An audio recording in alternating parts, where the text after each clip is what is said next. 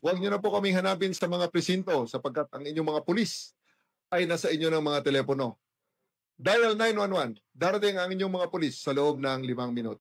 Lilingkod sa bawat Pilipino at magbibigay ng tamang impormasyon para sa tahimik at maayos na Pilipinas. Police News Network, alagad ng batas, tagapagtaguyod ng balitang pulis, sandigan ng mamamayan, patnubay ng katotohanan. Kampo Krame, maghahatid ng pinakahuling kaganapan at nagbabagang balita. Ito ang PNN Police News Network. At ngayon, ang inyong mga tagapagbalita. Magandang araw, Bagong Pilipinas. Ako inyong alagad ng batas, tagataguyod ng Balitang Pulis, Patrolman Joshua Jimenez. Maghahatid ng tamang balita, kwento ng pulis at serbisyo para sa mamamayan. At ito ang PNP News Online, ang pangunahing balita ng Police News Network. Alagad ng batas, tagataguyod ng Balitang Pulis.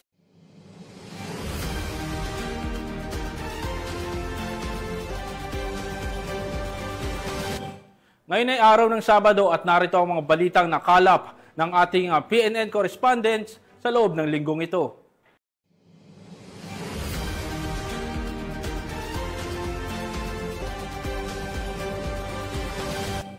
Naharap sa patong-patong na kaso na tinaguriang top 1 most wanted person municipal level matapos hainan ng warrant of arrest sa barangay Sakpil, Conner, Apayao.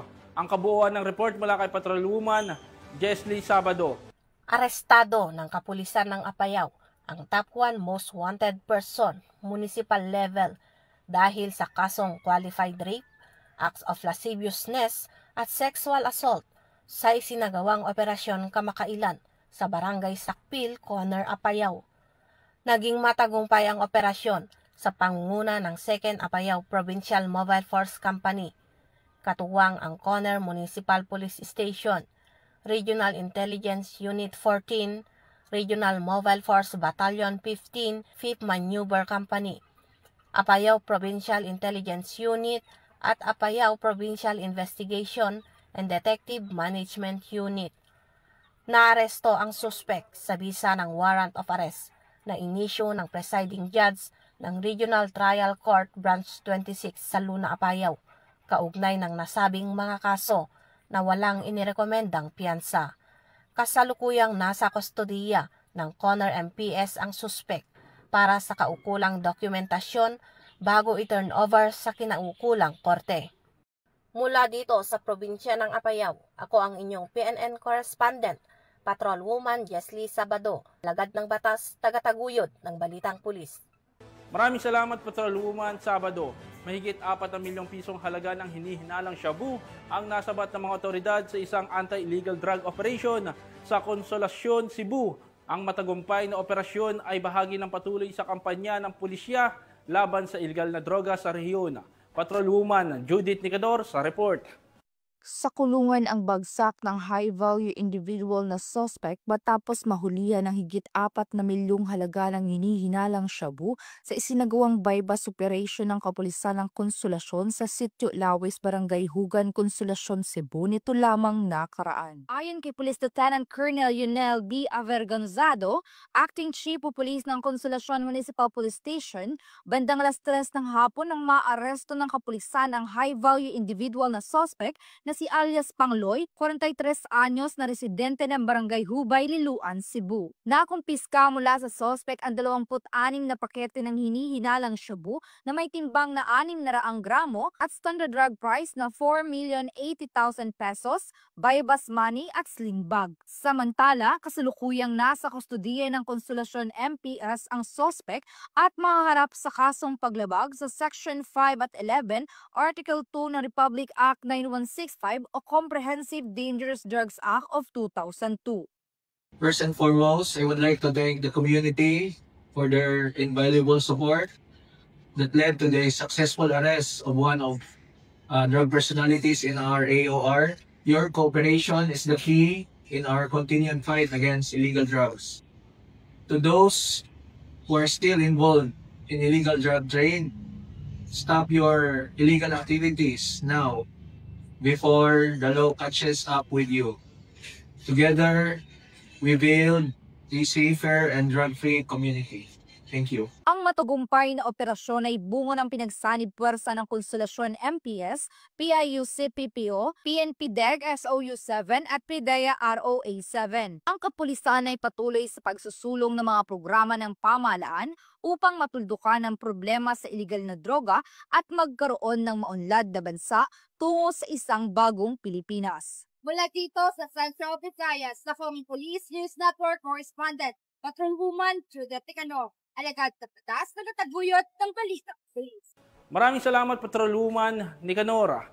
Isa na namang most wanted sa bayan ng Pastrana, Leyte ang nadakip sa ikinasang operasyon ng Leyte Police Provincial Office. Ang suspect ay kabilang sa top 3 municipal most wanted person ng nasabing bayan at nahuli sa Barangay Bahay, Pastrana, Leyte. Ang ulat ni Patrolwoman Camberley Flores.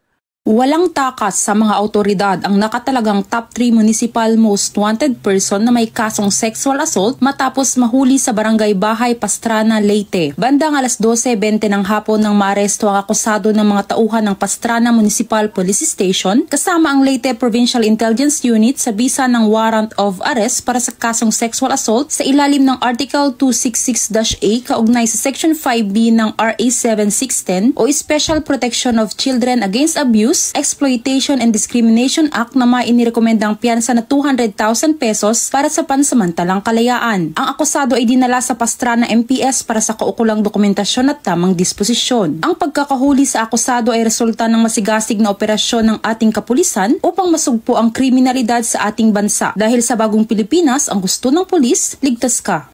Mula dito sa Eastern Visayas, ako ang inyong PNN correspondent, Patrolwoman Flores, alagad ng batas, tagataguyod ng Balitang Pulis. Maraming salamat, Patrolwoman Flores. Isang newly identified drug suspect ang naaresto sa ikinasang bypass operation ng mga otoridad sa Barangay Batangan, Valencia City, Bukidnon. Nasamsam mula sa suspect ang hinihinalang illegal na droga at iba pang ebidensya. Ang buong detalye ng balita, ibabahagi ni Patrolwoman Danessa Berdos. Arestado ang isang newly identified drug suspect sa sinagawang joint bypass operation ng City Drug Enforcement Unit, Bukidnon Provincial Intelligence Unit, katuwang ang mga kapulisan ng Valencia City Police Station sa Barangay Batangan, Valencia City, Bukidnon.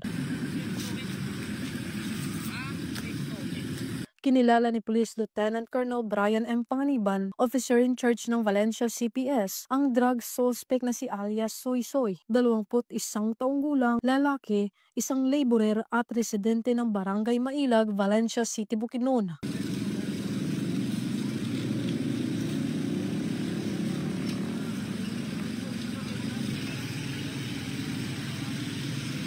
Sa ikinasang joint bypass operation ng mga operatiba bandang alas 6 ng gabi ay nagresulta sa pagkakumpiska ng mga pakete ng hinihinalang shabu na may standard drug price na 69,360 pesos, isang cellphone, isang 500 peso bill na ginamit bilang bypass money at iba pang mga non-drug items. Ang suspect ay nahaharap sa kasong paglabag sa RA 9165 o Comprehensive Dangerous Drugs Act of 2002.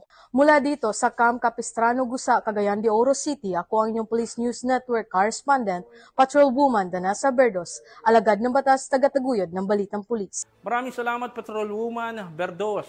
Matagumpay na naaresto ng mga kapulisan ang tinaguriang street-level individual matapos ang ikinasang bypass operation sa Davao del Norte.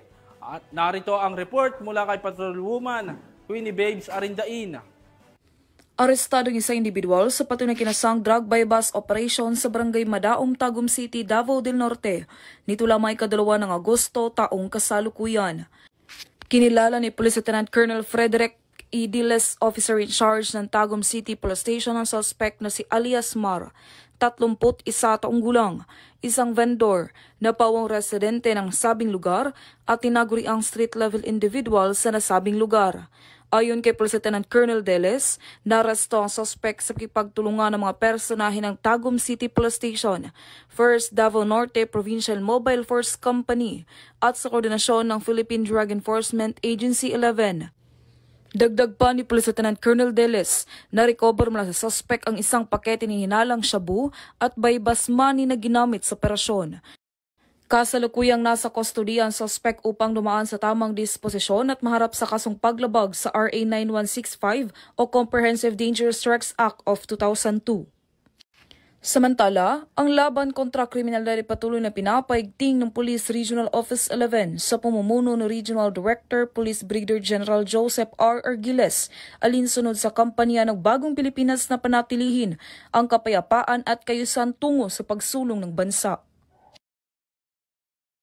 Mula dito sa Police Regional Office 11, ako yung PNN Correspondent Patrolwoman Queenie Babes Arindain, alagad ng batas, tagataguyod ng balitang pulis. Maraming salamat, Patrolwoman Arindain. Nasabat ng mga tauhan ng Datu Odin Sinsuat Municipal Police Station ang mahigit 1 milyong pisong halaga ng mga puslit na sigarilyo mula sa 2 sospek matapos maharang sa isang checkpoint sa lugar. Ang detalye ng report mula kay Patrolwoman Maricris Algabre. Nasabat ng mga operatiba ng Datu Odin Sinsuat Municipal Police Station ang 1.3 milyong piso halaga ng puslit na sigarilyo habang arestado naman ang 2 individual sa sinagawang checkpoint operation sa bahagi ng poblasyon Dalikan, Datu Odin Sinsuat, Maguindanao del Norte nito lamang ika-31 ng Hulyo taong kasalukuyan. Ayon kay Police Lieutenant Colonel Ismail Madin, hepe ng Datu Odin Sinsuat Municipal Police Station, 2 sospek ang sakay ng minivan na naharang sa checkpoint. Kinilala ang mga ito sa mga alias na Rods, 38 anyos mula Zamboanga City at alias Rico, 29 anyos mula Santa Cruz, Davao del Sur.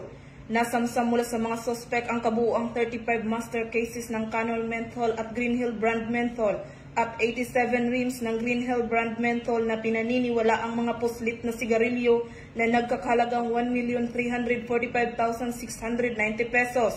Ang mga nakumpiskang kontrabando ay isusumiti sa Bureau of Customs para sa kaukulang disposisyon habang inihahanda na ang mga kasong isasampa laban sa mga sospek. Patuloy ang pinaigting na kampanya ng Datu Odin Sinsuat PNP laban sa smuggling at iba pang illegal na aktibidad upang matiyak ang kapayapaan at kaayusan sa lalawigan. Mula rito sa Rio ng Bangsamoro, ako ay inyong PNN Correspondent, Patrolwoman Maricris Algabre, alagad ng batas, tagataguyod ng balitang pulis. Maraming salamat, Patrolwoman Algabre. Napasakamay na ng mga kapulisan ang isang suspect matapos mahulihan ng 1 milyong pisong halaga ng shabu sa ikinasang buy-bust operation sa Iloilo City. Patrolwoman Lynette Sablon sa balita. Arestado ang isang bagong tukoy na high-value individual drug personality sa matagumpay na isinagawang buy-bust operation ng Iloilo Police Provincial Office nito lamang kadalawa ng Agosto taong kasalukuyan sa Barangay Poblasyon, South Oton, Iloilo. Kinilala ang suspect na si Alias Bong, 46 na taong gulang, lalaki, walang trabaho, may live-in partner at residente na Barangay 8, Tigbawan, Iloilo. Sa operasyon, nakumpiska mula sa suspect ang humigit lumulang 75 gramo na inihinalang shabu na may standard drug price na tinatayang 510,000 pesos. Pinangunahan ng Provincial Drug Enforcement Unit ng IPPO sa pamumuno ni Police Major Daji de Lima ang operasyon. Ayon sa PDEU, halos 4 na buwang verifikasyon at investigasyon ang isinagawa bago isakatuparan ang entrapment operation. Nagugat ang operasyon mula sa sumbong ng mga concerned citizens sa Oton ukol sa iligal na aktibidad ni Alias Bong. Lumabas sa intelligence report na umano'y kinukuha ng suspect ang supply ng droga mula sa Manila at ibinabagsak ito sa Oton at Karatig Bayan. Kasalukuyang nakakulong si Alias Bong sa kusudiya ng Oton Municipal Police Station at mahaharap sa kasong paglabag sa Republic Act 9165 ang Comprehensive Dangerous Drugs Act of 2002. Ang matagumpay na operasyong ito ay patunay ng dedikasyon at walang humpay na serbisyo ng PNP sa pagtatanggol sa kapayapaan at kaligtasan ng bawat Pilipino, isang hakbang tungo sa isang lipunang ligtas at walang droga. Mula rito sa Western Visayas, ako ang inyong PNN Correspondent, Patrolwoman Lynette Sablon, alagad ng batas, tagataguyod ng balitang pulis. Maraming salamat, Patrolwoman Sablon. Arestado ng mga otoridad ng tinaguriang top 1 most wanted person dahil sa kasong panggagahasa sa Barangay Bagbag, Angat, Bulacan. Ibabalita yan ni Patrolwoman Cristalyn Javier. Arestado ng mga otoridad ang tinaguriang top 1 municipal most wanted person sa kasong rape sa barangay Binagbag, Angat, Bulacan. Kinilala ni Police Captain Jason M. Viola, hepe ng Angat Municipal Police Station, ang suspect na si alias Imaw, 22 anyos, walang trabaho at residente ng barangay Binagbag, Angat, Bulacan. Naaresto ang suspect bandang alas 12:30 ng hapon ng mga tauhan ng operating unit ng Angat MPS sa bisa ng warrant of arrest na inisyu ni Honorable Teresa Genevieve N. Co., Presiding Judge ng Regional Trial Court, 3rd Judicial Region, Branch 17, Malolos City, Bulacan, para sa kasong rape na walang inirekomendang piyansa. Kasalukuyang nasa kustodiya ng otoridad ang suspect para sa dokumentasyon at wastong disposisyon.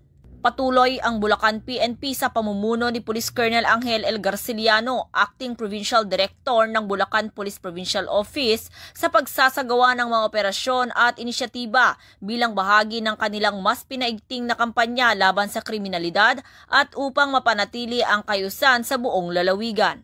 Mula dito sa Camp General Alejo S. Santos, ako ang inyong PNN Correspondent, Patrolwoman Pearl Cristalin Javier, alagad ng batas, tagataguyod ng Balitang Pulis. Maraming salamat, Patrolwoman Javier. Matagumpay na isagawa ang isang lecture awareness program sa Zamboanga City na layuning magbigay kaalaman at paalala sa publiko hinggil sa iba't ibang isyung panlipunan at seguridad. Narito ang ulat ni Patrolwoman Luis Mariconde. Aktibong nilahukan ng mga guro at estudyante ng Caldwell Adventist Academy ang isang matagumpay na lecture awareness program katuwang ang Regional Police Community Affairs and Development Unit 9 at NAPOLCOM 9 sa pangunguna ni Attorney Pablito M. Abad Jr., Director ng NAPOLCOM 9 at Attorney Alexis C. De Lima, Assistant Regional Director ng NAPOLCOM 9 nito lamang ika-1 ng Agosto taong kasalukuyan. Tinalakay sa nasabing aktibidad ang mga mahahalagang paksa na may layuning paigtingin ang kaalaman ng kabataan, gaya ng anti-criminality, anti-bullying, Safe Spaces Act, illegal drug awareness at stress management. Ang mga ito ay naglalayong bigyang kapangyarihan ang mga mag-aaral upang makagawa ng matatalino at responsableng desisyon para sa mas ligtas at maayos na kapaligiran sa paaralan at komunidad. Lubos ang pasasalamat ng RPCDU 9 sa pamunuan ng Caldwell Adventist Academy sa pagbibigay ng pagkakataong maibahagi ang mahalagang advokasiyang ito. Sa patuloy na pagtutulungan ng kapulisan at mga institusyong pang-edukasyon, sama-sama nating isinusulong ang kultura ng kaligtasan, respeto at mental wellness para sa kabataan at sa buong sambayanan. Mula dito sa Zamboanga Peninsula, ako ang inyong PNN Correspondent, Patrolwoman Luis Mariconde, alagad ng batas, tagataguyod ng Balitang Pulis. Maraming salamat, Patrolwoman Conde. At yan ang mga balitang nakalap ng ating PNN Correspondents mula Luzon, Visayas at Mindanao sa loob ng linggong ito. Sama-sama tayong tumakbo sa Run with the Chief 2025 ngayong August 24 sa Park Links Estate, Pasig City. May 3 fun run categories, 3K, 5K at 10K. At may kasama itong singlet, race bib at certificate. May finisher shirt at medal pa para sa 10K runners. May Zumba warm-up din bago magsimula. Hatid ito ng Rotary Club of Camp Crame. Para sa isang mas masaya at mas malusog na komunidad, mag-register na. Sa ngalan ng pamunuan ng Philippine National Police, sa pangunguna ni PNP Chief Police General Nicolas D. Torre III at sa pamumuno ni President Ferdinand Bongbong Marcos Jr., kami ay maglilingkod sa bawat Pilipino at magbibigay ng tama at balanseng balita dahil dito sa bagong Pilipinas, ang gusto ng pulis, ligtas ka. At bilang bahagi ng mas pinabilis at pinalawak na emergency response system, muli naming ipinapaalala ang mga panawagan sa ating mga mamamayan na huwag nyo nang hanapin ang mga pulis sa mga presinto sapagkat kami ay nasa inyong mga telepono. Dial 911, darating kami sa loob ng 5 minuto. Mula rito sa tanggapan ng tagapag-ugnay ng Pambansang Pulisya, ako ang inyong alagad ng batas, tagataguyod ng Balitang Pulis, Patrolman Joshua Jimenez. Maghahatid ng tamang balita, kwento ng pulis at serbisyo para sa mamamayan at ito ang PNP News Online. Ang pangunahing balita ng Police News Network.